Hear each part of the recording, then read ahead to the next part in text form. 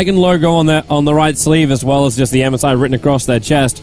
And the reason why I know that is because I used to live with a guy. In fact, I'm pretty sure now he actually works for MSI. That had a team in Australia which was sponsored by MSI, so I saw those logos all over the house. And now we look at TongFu. Oh, they got a blank slate. A complete blank slate. And it's actually quite true. This is the first time ever in a public setting that this team will play a game.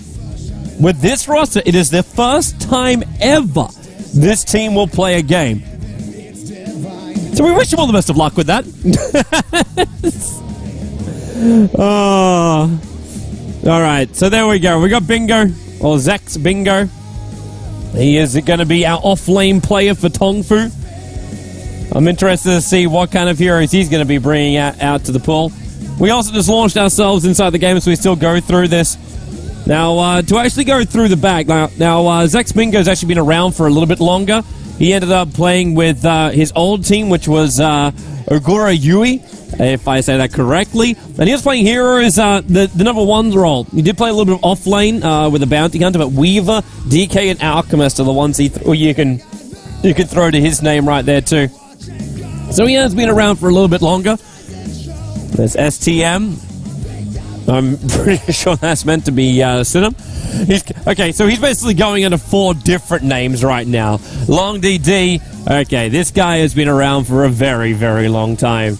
Been competing in the original TongFu squad, was part of LGDCN for a while as well.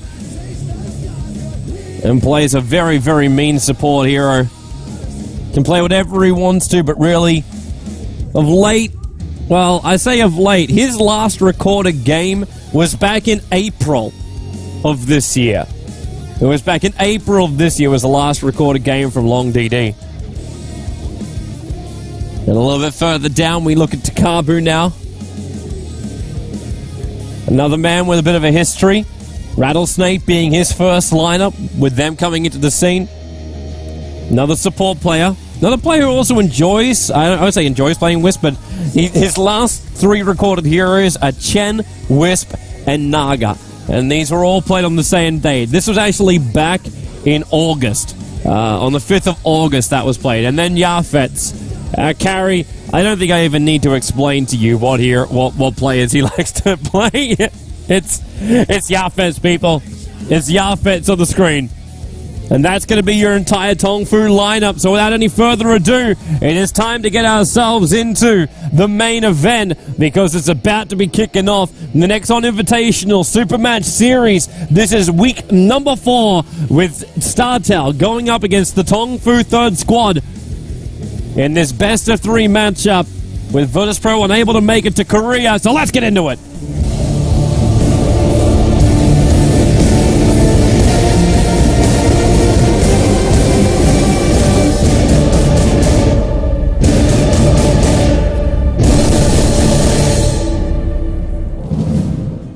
So welcome everybody here to our drafting stage. Well, let's get rid of that one. It is our drafting stage, and we will be having TongFu over on the Dire side for this first matchup. And, well, they are going to be playing up with the Clockwork of the Rubik to be kicking off our drafting stage here. Crystal Maiden and Miranda to come out from Team StarTale, and the first 2 bands coming out from TongFu. Surprisingly taking out both the Alchemist as well as the Elder Titan in the early stages. I know Alchemist is really starting to become a lot more popular as a supporting hero, even though I'm still a massive fan of it. I know EGM was successful with it last night, and a couple of the Chinese teams are also tossing it around. But the Alchemist is being removed. Naga Siren as well. Pugner and Lich. Now, StarTale's draft looks very, very, very standard. Now, that's something I'm almost happy about. Going with the CM and the Mirana, even better. You can run one as a core, you can run one as a support, or you can do both the supports. The options are quite open for their lineup.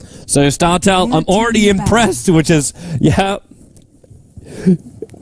It's really sad, I know, that I'm impressed by that for Korean Dota, but still, Korean Dota is still in the stages of development. They're still going to find their own little groove to all of this, but Right now, with the Rubik as well as the Clockwork, I almost feel like TongFu is throwing us a bit of a curveball with this one. Very few teams these days will pick up the Rubik this early on. It's one of these heroes which doesn't really get banned out.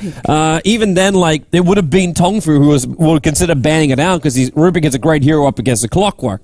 So normally, you don't see that kind of block pick it up, and now we will see the fact that Team StarTale expose their lanes. There'll be the Visage coming up here as a third pickup by StarTale. So, with the Visage, Mirana and Crystal Maiden, we have Mirana into the core, potential for aggressive tri-lane, still have to see what lanes are going to be coming their way. As Team StarTale, they can run dual lanes as well, so they can go a 2-2-1 strat or a 2-1-2 strat, depending on what lanes they end up in. And Venomancer and Naga being removed out by TongFu, so they went to ban out the supports, but StarTale were quite happy with the support they managed to get. And then Invoker and Chen to be banned out here by Tembezi. But we're going to go with the safe farm here coming out. Where's the Weaver for TongFu? So we get a Clockwork off lane, we get a Rubik into the support, pulling and just generally making space for that top lane carry, which will be the Weaver. DK comes up here from StarTale. Still can add a question mark to what lanes we'll have. DK, if we go with the percentage chances, it's going to be a mid-solo DK. A lot of strength behind it, and a very difficult hero to try and lane up against. No matter what hero you're really playing, controlling a DK is very, very difficult. Harassment on a DK is also very difficult. Not just mentioning his Dragon's Blood, but the fact that once you're able to get the bottle charges up and running, and you start bottle ferrying your with the courier, then DK's got mana regen so he can farm with the Breathe Fire burst damage. Then you've got your basic regeneration coming from the Dragon's Blood, and including the health regeneration coming out from the bottle. So you put all that together, then you're looking pretty good. You're looking pretty good as a mid-solo. And what are you going to do up against that? Even if you run like something like an OD, the Imprisoment's not enough to control up the DK unless you have like maximum levels up in the Imprisonment. So you're stealing as much intel as possible. And then he won't be able to do a Breathe Fire. But unless you've got that, you don't control him. And by that point, DK should have his ultimate, which doesn't really cost that much mana. Triggers it out and starts pushing down towers. Earthshaker will be the third pickup now here from TongFu. So we get our secondary support hero. A Rubik and an ES to combine together with a Weaver and a Clockwork also on the field. I'm interested to see if this is just because TongFu is really worried about the potential of that of the DPS coming out from an aggressive tri-lane. As that being the last man out, so Tembezi, we can all hate you for that one. And the Timbersaw being removed out by TongFu. Great off-lane player, great off-lane hero. Always a little bit curious to see just how well it's capable of being used, because like we saw it with ISIS on weekend just past, and like he was really strong, he was difficult to gank up, but later in the game, really just lost his bite. It just wasn't there. And that's what happens if you don't get the momentum with a hero such as Timbersaw. With the lineup that StarTale have, they don't even need themselves a momentum-based hero. They've got enough momentum to push down the towers, keep that harassment up. Those familiar birds are always possibly the most annoying thing in the world to try and compete up against. And then you add the Mirana, a long-range arrow initiation, Crystal Maiden as well, DK with a Dragon Tail set up. So if you get a Shadow Blade up in that DK early on, and you get an initiation, now we're going to add a bounty into the mix up too. I was about to say so they can control the Weaver before he's able to go into Shikuchi or time-lapse. If you add a bounty into towards the mix, you're giving yourself invis tracking ability, obviously, as well as having the burst damage from the Shuri Toss and the damage he does from his Janata. So the two of these guys can combine together, the DK as well as the Bounty Hunter. They can really stick it to the Weaver. Earthshaker and Rubik can have a pretty rough time with this as well. So TongFu, they require one more hero, and it's going to be a Juggernaut as their last one. So they're going very, very heavy on the farm requirements here. But it does allow them, if they want to run an aggressive tri-lane if they want to do it with the Weaver, but this could just be dual lanes too. An Earthshaker and a Juggernaut in the offlane of Rubik. What? KFC lunch and dinner treats at a shockingly low price. You better believe it. With 6 delicious combos to choose from. It's irresistible value for everyone. So good. I don't know who it is. And I'm hoping that's going to stop right there. Wonderful. It looks like it did. Top lane movement. We've got a 5-man smoke up here by StarTale. So they're already going to look to see if they can murder somebody up here on the top lane. And TongFu's going to make their way over too. So this might be a really, really nice way to start this off. Already, Yafet's, well, you might have to spin this one up. He goes right in the middle. The two support heroes doing a lot of damage. But Rubik, he needs to make sure there's a little bit more space here. Soul Sunshine damage. Yafet's able to survive that. 3-man stun coming down from the telekinesis. Battery assault from Clockwork. Taking a lot of damage. Another Fisher from Long DD. Maybe it's the space they need. Sentry wards it down too. So they saw the bounty and are moving out of here. The Weaver right in the edge of StarTale. They're all just so low. Shikuchi again. It might be able to pick up 2 or 3 from this one. Shikuchi through. There's your first one already coming out for the Weaver. Dragon Tail stun. Fisher again. 2 so low and left. He'll go for a spin. Yafest diving into the tier 1 tower. Now going over towards the Mirana. It's now a double kill for the Weaver. And TongFu haven't lost a single one. They can't see the bounty hunter. He's stuck invis and is able to escape himself away.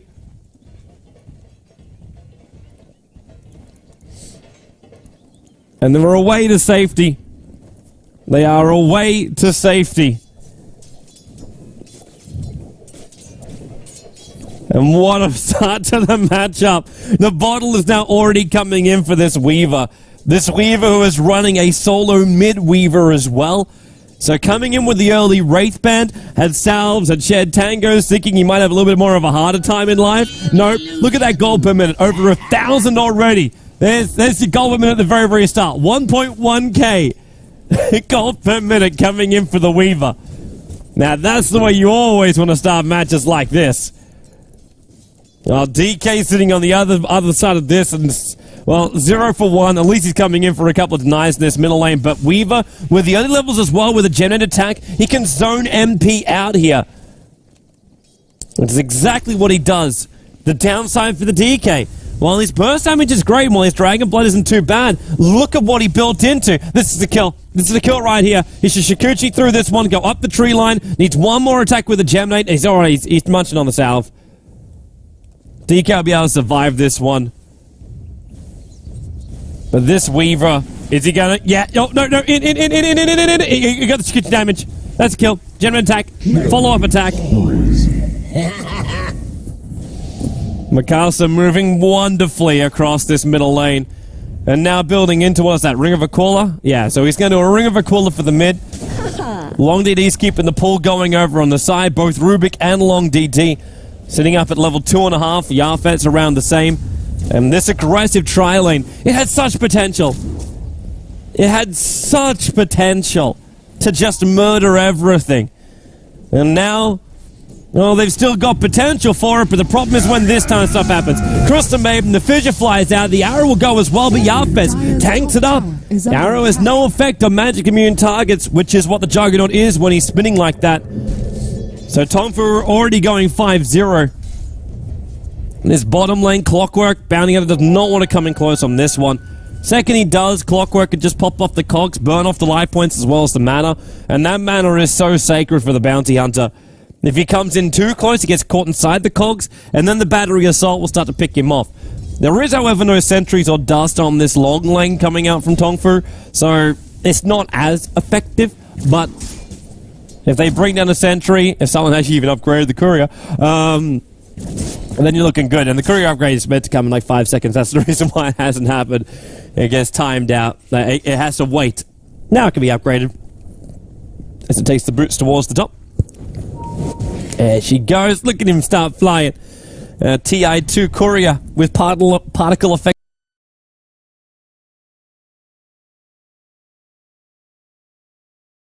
included.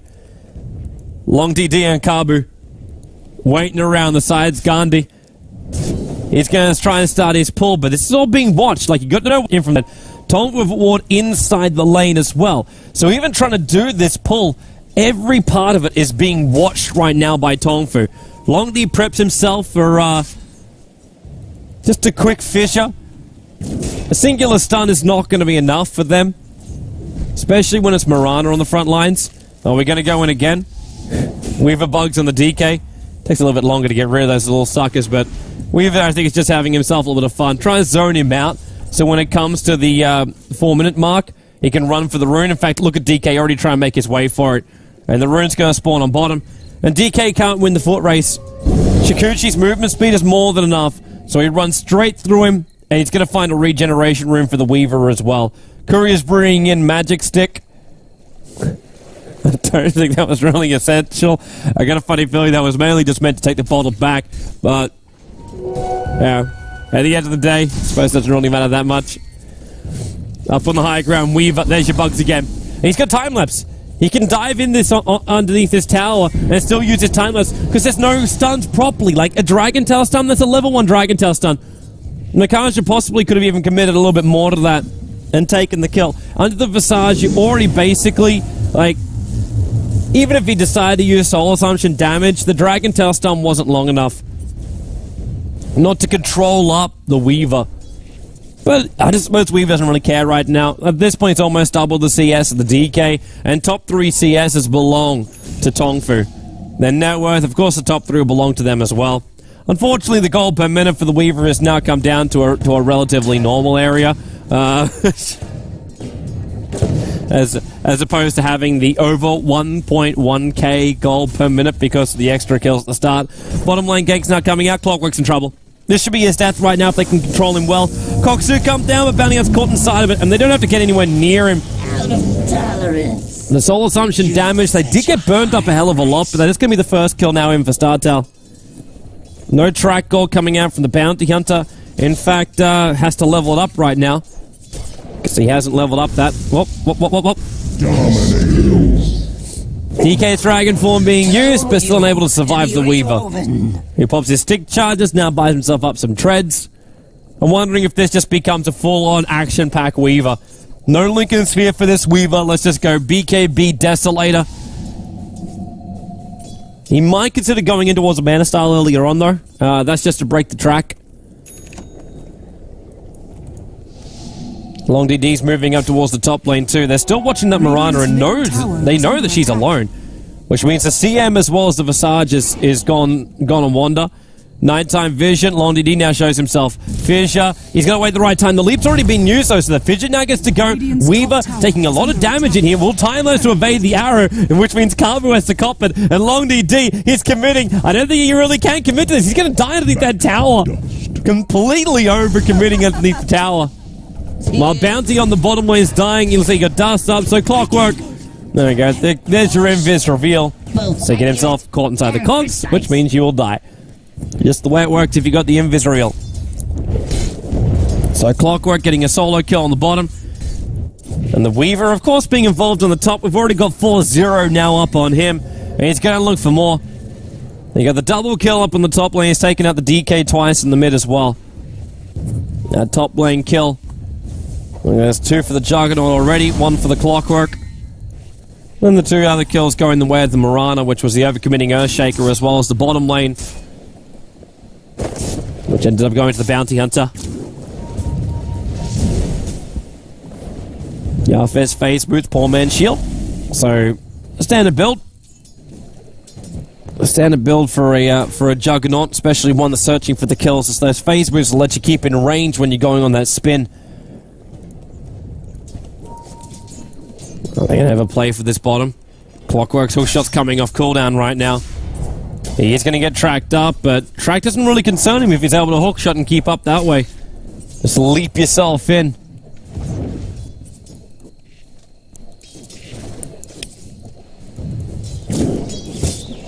Kabu as well as Yafets. You can see him looking for that small little opening on the top. They've lost their Observer Ward in the lane now. It has timed out, as we have cracked over the 8-minute mark, so most of the old wards are already gone. So the new ones had to be placed already. That track from Clockwork, now they're going to smoke themselves up. The defensive trial lane of Bounty, SD and CM. I mean SD. Visage, nice! Very, very nice latch-in. Caught the Crystal Maiden out, the Fissure will take out the Visage. I say the Fissure. The damage from the DDing Weaver is what got the kill at the end of all of that. Oh, does he know? Does he know? Does he know? He doesn't know. But he's going to be ready for this. DK into Dragon form. Where's these bugs? Not going to be there, but still that DD. Crystal Maiden just evaporates. The bounty is in here as well. Then the focus over from Mikasa. He is just destroying everything. Comes in deeper. Now Dragon Tail stunned up. He's still got time lapse available, which he will now use. There's also a Corey to even pick up, and he's still using the DD for it. Throws out the bugs. Moves over towards Gandhi. Yafes is coming in. Ulti is available. One more attack. In fact, Yafes just brings the blade down on him. Yafes still with ultimate. He can turn and find on top of this DK. Instead, they've left the Weaver back behind the tower. He wants Chikuchi himself out of here. He's expecting them to be searching for him. And now the DK, well, stunned up quickly. Now the Dragon Tail over. Arrow, that's going to be a good timing stun too. That's going to be a big kill to take, and they got him. 1,049 gold. That was an 8-kill streak right there. And Yafes just did not want to commit. Right now, though, he's still got his ultimate. Get in there, Yafes, get in there. You got Mirana, and you've got a bounty hunter. Easy pickings, even if it is only level 1 ultimate, but level 1 ulti into spin. They end up losing the Weaver as well as the Rubik on this bottom lane. A very tentative attack there from TongFu. Weaver knew what he wanted to do. He wanted to just keep on moving in and killing. The movement coming out from him is just spectacular. Absolutely spectacular. Mikasa, you have yourself a new fan. I'm loving your level of aggression. I'm loving this mid-solo Weaver move out. Oh, is this really the reason? I'm hoping that's not the reason why Yafes didn't go in. Protecting the Hand of Midas gold. Oh, I hate Hand of Midas. I really, really do. It's not even really required in this game. Like, right now, even in the later portion of the game, like, TongFu will still win out in the later portion of the game. They're running a Weaver who got an insane start. An absolutely insane start. And he is possibly...